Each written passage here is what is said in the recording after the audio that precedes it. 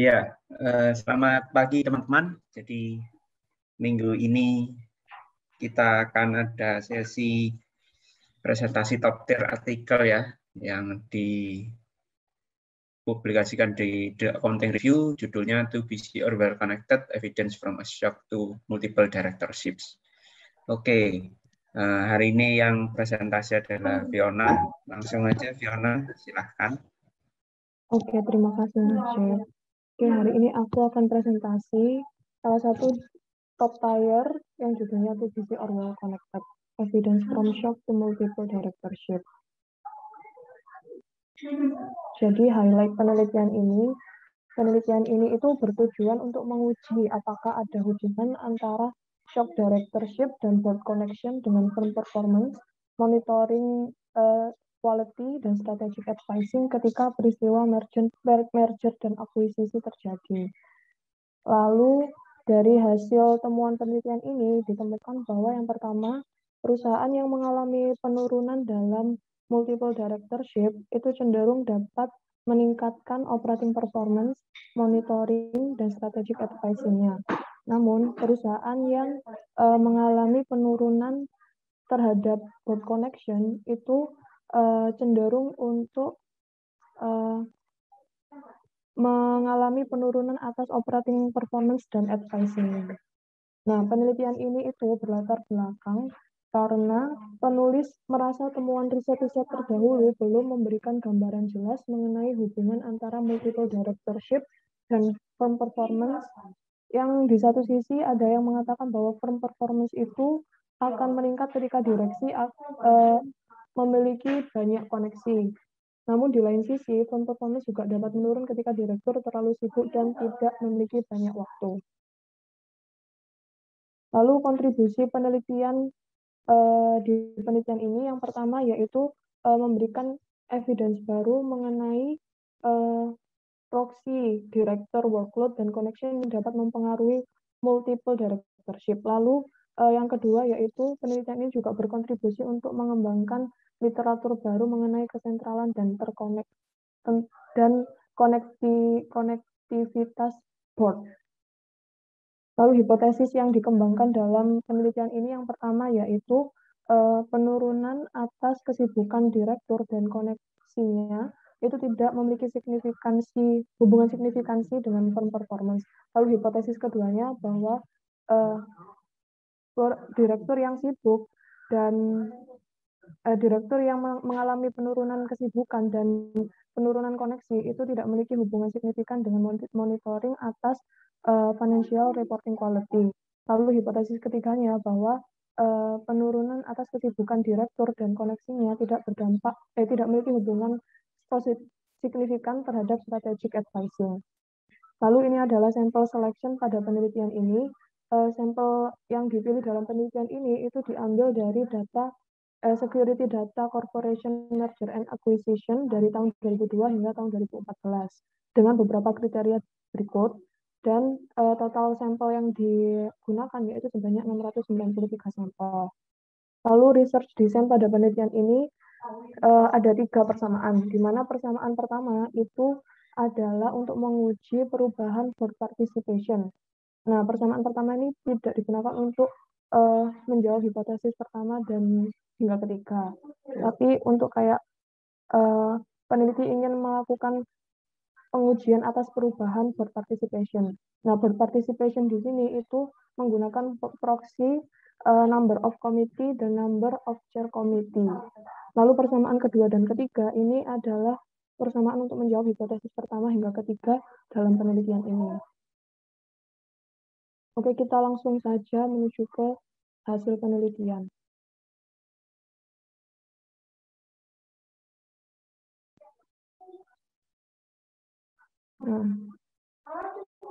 Nah, jadi di sini pertama peneliti menampilkan deskriptif statistiknya, di mana deskriptif statistiknya di sini itu terdiri dari mean dan median atas variabel-variabel yang digunakan dalam penelitian ini. Lalu panel C ini menunjukkan distribusi atas multiple directorship, dan panel D ini menunjukkan distribusi atas board connection. di mana board connection di sini di ranking berdasarkan kuintil 1 hingga kuintil 5, di mana kuintil 1 itu menunjukkan board connection yang rendah, dan kuintil 5 itu menunjukkan board connection yang tinggi. Oke, lanjut. Ini adalah hasil dari correlation matrix atau percent correlation dari penelitian ini.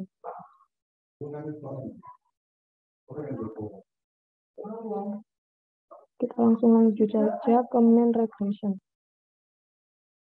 Oh ya, sebelumnya di tabel 3 ini adalah hasil uji atas persamaan pertama dari penelitian yang tadi untuk mengetahui perubahan atas board participation. Dari di sini dapat dilihat bahwa shock director memiliki hubungan positif signifikan dengan board participation. Artinya ketika perusahaan ketika direktur mengalami penurunan jabatan, maka partisipasinya terhadap perusahaan itu semakin tinggi. Lalu tabel keempat ini menunjukkan hasil regresi untuk hipotesis pertama, yaitu antara variabel independen dengan firm performance, di mana firm performance di sini itu diproksikan dengan ROA, ROE, dan Tobin-Skew. Di sini dapat dilihat bahwa director interlock firm itu memiliki hubungan positif signifikan dengan firm performance yang diproksikan dengan ROA, ROE, dan Tobin-Skew. Sedangkan target connection ini memiliki hubungan negatif signifikan dengan ROA, ROE, dan Tobin-Skew. Artinya dari sini dapat disimpulkan bahwa direktur yang mengalami penurunan jabatan ketika peristiwa merger dan akuisisi cenderung akan menghasilkan firm performance yang tinggi. Namun direktur yang mengalami penurunan koneksi ketika peristiwa merger dan akuisisi cenderung mengalami firm performance yang lebih rendah. Nah, dari sini terdapat dua kontradiksi hasil atas hasil penelitian. Lalu panel B di sini itu menampilkan hasil seperti uji t-test. Namun di sini uji t-testnya itu antara koneksi yang tinggi dengan koneksi yang rendah. Jadi di sini dapat dilihat bahwa rata-rata dan median atas firm performance untuk direktur yang memiliki koneksi lebih tinggi itu memiliki rata-rata dan median yang lebih rendah atas firm performance-nya. Lalu selanjutnya tabel 5 ini menunjukkan hasil atas uji regresi untuk hipotesis kedua antara variabel independen dengan monitoring, di mana monitoring di sini diproksikan dengan discretionary accrual model DECO dan discretionary revenue, di mana discretionary revenue itu untuk merepresentasikan bahwa revenue itu diakui secara prematur, sehingga ketika angka discretionary accrual dan discretionary revenue itu tinggi menandakan monitoring quality-nya itu rendah. Nah, di sini dapat dilihat bahwa director interlock firm memiliki hubungan negatif signifikan dengan discretionary accrual dan discretionary revenue. Dan target connection memiliki hubungan signifikan yang kecil dengan discretionary accrual dan tidak memiliki hubungan signifikan dengan discretionary revenue. Dan di panel B ini dapat dilihat bahwa direktur yang memiliki penurunan koneksi yang rendah itu cenderung memiliki mean dan median atas monitoring itu yang lebih tinggi. Lalu dari sini dapat disimpulkan bahwa direktur yang mengalami penurunan jabatan ketika proses merger dan akuisisi memiliki kemampuan untuk monitoring quality yang lebih tinggi. Namun peneliti masih merasa memberikan evidence yang kurang untuk hubungan antara koneksi dengan monitoring quality. Karena hasilnya ini signifikansinya kecil dan yang satunya adalah tidak signifikan. Lalu tabel 6 ini menunjukkan hubungan antara variabel independen dengan advising strategy, di mana advising strategy di sini itu diproksikan dengan delta R&D, delta return R&D, dan delta invest residual. Nah, delta R&D di sini itu menunjukkan besaran R&D expenditure perusahaan. Sedangkan delta return R&D itu adalah besaran pengembalian atas R&D expenditure. Dan delta invest residual di sini adalah tingkat seberapa besar perusahaan melakukan investasi, di mana kalau lower investment itu menunjukkan hasil yang lebih baik atas advising strateginya. Gitu. Lalu dari sini dapat dilihat bahwa director interlock firm itu memiliki hubungan positif signifikan dengan return NRD dan negatif signifikan dengan investment residual. Sedangkan untuk target connection itu memiliki hubungan negatif signifikan dengan R&D dan delta return R&D dan tidak memiliki hubungan signifikan dengan invest residual.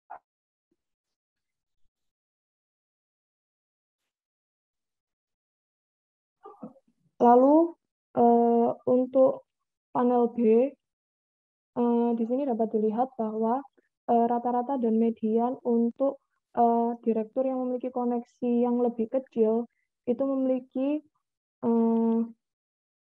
advising strategi, rata-rata dan median advising strategi yang lebih baik.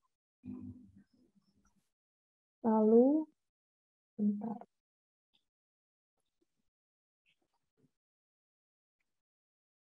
Lalu di sini peneliti juga melakukan pengujian tambahan antara very busy director dengan firm performance. Di mana very busy director di sini didefinisikan sebagai shock director yang memiliki jabatan 3 atau lebih di jabatan direksi. Di sini hasilnya adalah bahwa very busy director itu memiliki berhubungan dengan peningkatan atas operating performance. Lalu yang kedua, additional analysis yang kedua maksudnya yaitu di sini peneliti juga melakukan pengujian atas executive director terhadap financial performance. Di sini executive director didefinisikan sebagai shop director yang menjabat sebagai CEO atau CFO di dalam perusahaan. Hasil dari penelitian ini menunjukkan bahwa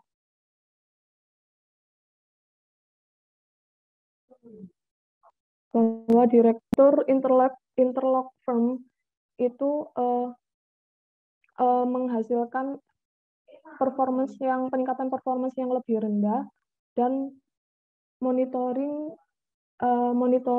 atas financial reporting yang lebih rendah ketika direktur menjabat sebagai CEO atau CFO di perusahaan lain. Lalu selanjutnya untuk robustness testnya di penelitian ini, peneliti menggunakan falsification test.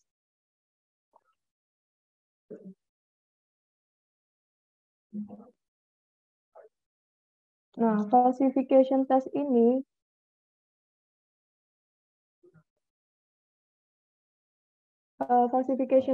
menggunakan dua proxy.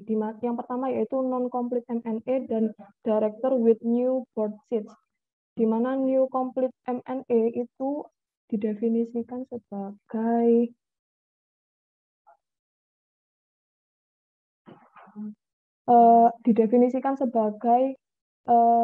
director shock di interlock firm ketika peristiwa merger dan akuisisi masih diumumkan dan belum komplit. Sedangkan untuk director with new board seat itu didefinisikan sebagai shock director yang malah mendapatkan tambahan kursi direktur setelah peristiwa merger dan akuisisi.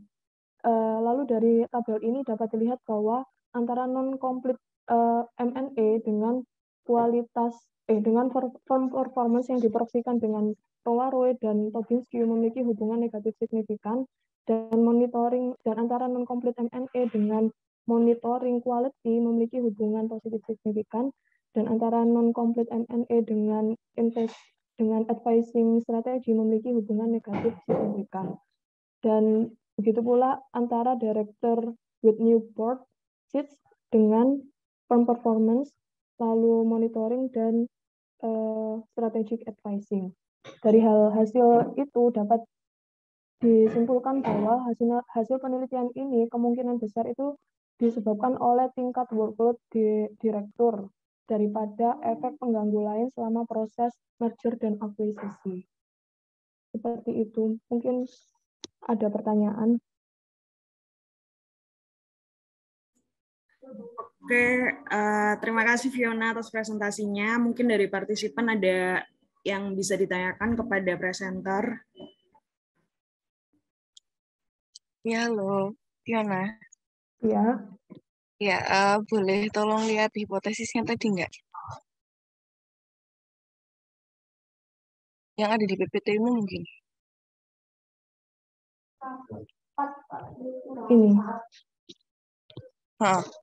Aku agak aneh sih, maksudnya agak aneh sama bentuknya ya. Kenapa kok dia menghipotesiskan is not significantly gitu.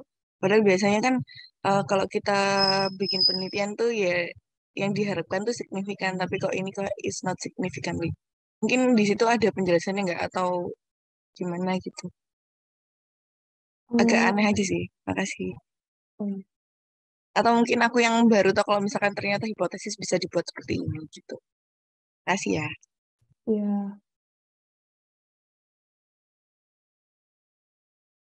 Mungkin di sini kayak ada penjelasannya, cuma aku Mbak mengenai kenapa kok dia hipotesisnya menggunakan not significantly. Oke, berarti boleh ya sebenarnya kalau misalnya kita mau menghipotesiskan kayak kebalikan dari kita biasanya. Kalau di sini kayaknya boleh, Mbak. Mungkin Mas Jack bisa bantu. Oke.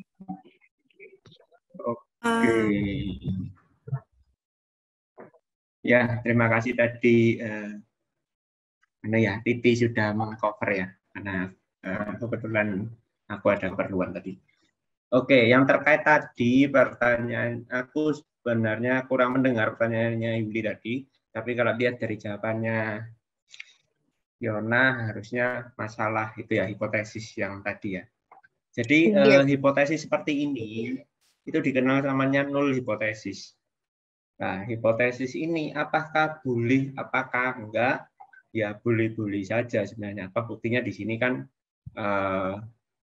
nah itu loh, state our hypothesis in null form. Jadi memang dia tujuannya hipotesis ini untuk ditolak seharusnya. Kalau lihat di atasnya gitu kan ya, harusnya negatif kan, benar nggak? Yona gimana? Hipotesis pertama ini dia bilangnya negatif nggak penjelasannya? Iya, negatif. Nah, di paper-paper yang benar-benar sangat tinggi kualitasnya atau ya sedikit sih yang menggunakan mungkin cuma 10-5% seperti itu. Mungkin ada kriterianya nggak, Mas? Atau ada persyaratannya gitu? Oh, ini boleh pakai null form gitu atau gimana? Ada persyaratannya nggak sih kayak gini nih? Atau ya udah terserah penulis. Selama ini sih aku belum menemukan secara tertulis ya apa syaratnya dan apanya, baik secara tertulis maupun secara itu polanya. Karena kalau aku baca papernya yang pakai null hipotesis maupun yang pakai hipotesis biasa ya nggak ada bedanya sebenarnya. Cuman bedanya kalau null biasanya tujuannya ditolak, kalau yang hipotesis biasa tujuannya untuk diterima, gitu kan. Itu aja sih. Atau mungkin Nadia juga ada pendapat mungkin. Dulu kalau nggak salah pernah bahas Nadia. Ya, kalau aku baca dari paper ini ya, kemungkinan karena dia masih belum yakin juga. Kan dia menyajikannya ada dua kemungkinan tuh, dia bisa negatif atau positif arah hubungannya gitu. Makanya dia jelasin, bisa aja kalau misalkan boardnya itu tambah busy sebenarnya bagus juga buat perusahaan. Atau ada juga yang menyebutkan kalau misalkan tambah busy itu justru jelek. Nah, mungkin karena sebenarnya dari awal si peneliti sudah yakin gitu loh, kalau hasilnya itu pasti bakal signifikan. Tapi dia ya tadi benar kata Mas Cik, dia menyajikannya H0 tapi H0-nya itu buat ditolak gitu. Tapi sebenarnya kalau dari kita baca dari hipotesisnya sih dari awal kayak dia sudah yakin bahwa bakal ada hubungan. Cuman apakah dia negatif atau positif itu belum jelas sih. Kayak masih bakal mungkin gitu loh dua-duanya. Gitu. Terus aku pernah cerita kayaknya pas di sesi kayak gini juga. Aku pernah nemu juga paper yang sama.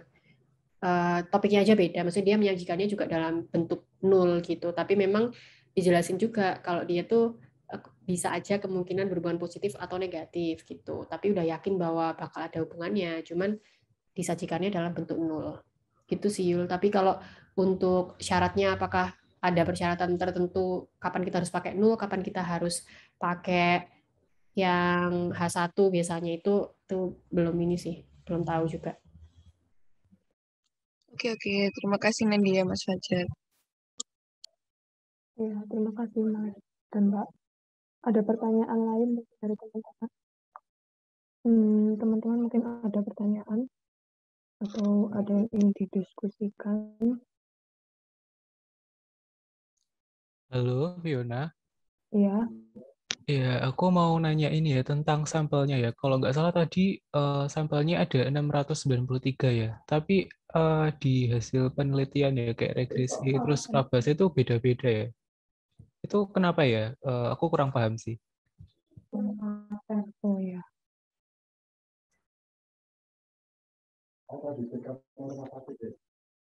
Iya, ya itu tabel 1 itu kan 693 kan ini. Ya, tapi di sini ada beda-beda gitu sampelnya. Apa tergantung dependennya atau ya apa ya? Kalau dari yang tak baca sebentar. Jadi sepahamanku itu dia ini 693 itu kayak termasuk kayak bagian dari 1114 sampel yang diregresi gitu kayaknya gitu. Ini kata-katanya. We include total of 693 publicly announced skill in our final sample which comprise 1114 shock director. Oh, jadi 693 itu yang sesuai sama kriterianya dia gitu ya? Iya, sepertinya. Coba yang paragraf ini terakhir. Our final matched sample consists 2000. Our final matched sample consists of 2000. Iya, kenapa ya sampelnya kok kayak beda-beda gitu loh. Aku nggak paham sih itu tadi. Mungkin karena dia kan dependennya ada dua. Yang BC director sama connection. Nah, itu setiap dependen dia sampelnya beda. Oh iya. Sampelnya. Iya, kayak mungkin yang kayak kita waktu audisi kan dia kepotong banyak. Sedangkan kalau di variabel lainnya tanpa menggunakan audisi itu juga dia bisa sampelnya lebih banyak daripada yang pakai audisi kayak gitu mungkin. Iya, paham.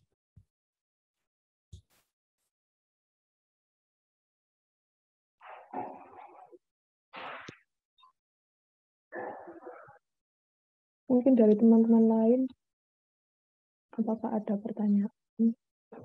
Oke, ini sebenarnya Haji juga memberikan pendapat ya, bahwa dia pernah membaca paper pakai null hipotesis dan tujuannya membandingkan kalau memang hipotesisnya berbeda sama penelitian sebelumnya. Seperti itu, tetapi argumennya panjang. Ya, jadi kalau membahas null hipotesis ya masih belum ada pola yang pasti sih di semua artikel yang null hipotesis ya. Masih beda-beda lagi alasannya. Oke, ini mungkin kalau tidak ada teman-teman yang bertanya, saya yang izin bertanya ya. Mungkin ini saya yang kurang membacanya saja. Tapi ini sejak awal saya izin bertanya yang ini, izin bertanya yang tabel 4 ini. Ini sejak awal memang dia kontrolnya sudah delta semua gitu ya, sama dependennya. Fiona. Kontrolnya, iya. Dia Itu kan ada pakai tanda delta semua. semua tuh. Iya. Definisinya di sini. Itu dijelasin ya, kenapa kok sejak awal dia langsung pakai delta? Kayaknya cuma tanda aja sih, Mas. Kayak nggak ada penjelasan apakah itu delta itu hasil perubahan antara rowa dan rowa gitu. Karena definisinya seperti ini.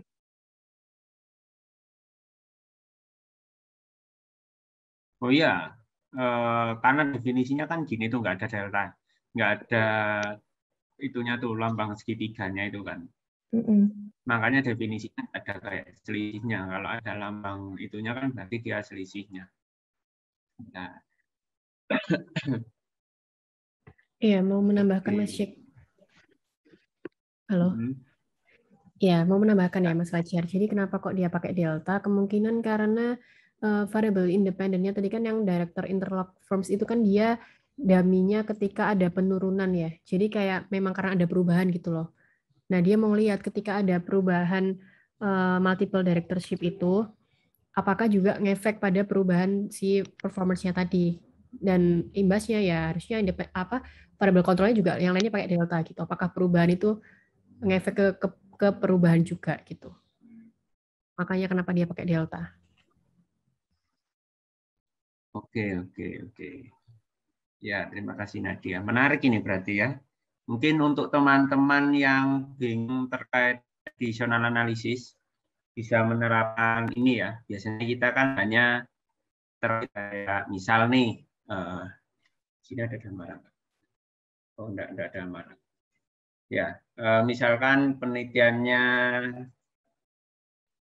siapa ya? Penelitiannya Ji kemarin yang di RIS itu apa sih? RMC, Risk Management Committee, sama audit fee. dan apa? Audit fee. Nah, itu kan fokusnya kalau ada RMC ke audit fee gitu ya, cuman ya teman-teman ya. Contoh misalkan itu deh variabelnya. Nah, mungkin buat teman-teman yang lain kalau mau bikin additional analysis itu juga bisa melakukan pendekatan seperti ini. Apakah kalau ada perubahan MC ya berubah juga enggak audit fee-nya? Seperti itu. Jadi kita bukan fokusnya ada apa enggak ya, tapi ada perubahan atau enggak seperti itu. Jadinya mungkin itu cerita yang bisa jadi semua additional analysis semua penelitian sebenarnya, hampir semua penelitian ya. Seperti kayak ini kan juga sebenarnya berarti dia sejak awal sudah langsung selisihnya gitu kan. Makanya dia bilangnya shock gitu. Mungkin nanti bisa ditambah ya kayak shock analysis gitu. Mungkin di additional analysis-nya. Kalau terinspirasi dari sini ya. Oke. Lalu yang lainnya ada yang ditanyakan lagi? Belum Mas. Delta itu berarti maksudnya per tahun ya? Dari tahun Delta per tahun, karena kan timin 1. Tahun ini kurangi tahun sebelumnya. Tapi kalau pakai sampel sampai 2010, kamu harus sudah punya data sampai 2009. Oke. Itu kalau misalnya kita pakai fixed year gitu tuh nggak sama aja ya Mas? Apa beda tetepan cara kerjanya? Beda. Kalau fixed year itu dia nantinya memang dia kan tiap tahun itu dibedakan. Kayak tiap tahun nggak disamakan kan. Ibarat kayak ya tahun 2018 sama tahun 2019 itu nggak bisa disamakan. Jadi seakan-akan ya, aku juga nggak tahu teknis statistiknya gimana, seakan-akan mereka kayak diregresi sendiri-sendiri. Karena mereka nggak apple to apple tuh, sampel 2018 sama sampel 2019. Nah, tapi kalau pakai delta gini perubahan, berarti kan fokusnya dia adalah perubahan dari perubahan dari semua tahun kan. Ibaratnya kalau nggak kamu fix efek kan, kalau pakai delta, berarti harusnya perubahan 2010 ke 2011 itu sama loh dengan perubahan 2011 ke 2012. Sama juga harusnya apple to apple perubahan 2012 ke 2013. Kayak gitu-gitu harusnya. Kalau nggak kamu fix efekan. Kalau kamu fix efekan berarti nanti beda observasi 2010 ke 2011, deltanya 2010 dan 2011, Nah, beda juga dengan delta 2011 dengan 2012 kayak gitu. Ya, jadi gunanya fixed effect itu membedakan tiap tahun. Tapi kalau delta ini kan perubahannya malah. Oke, terima kasih Mas Fajar. Fiona, ini papernya ini pakai fixer nggak ya? Maksudnya kalau misalnya siapa tahu kita mau bikin additional gitu.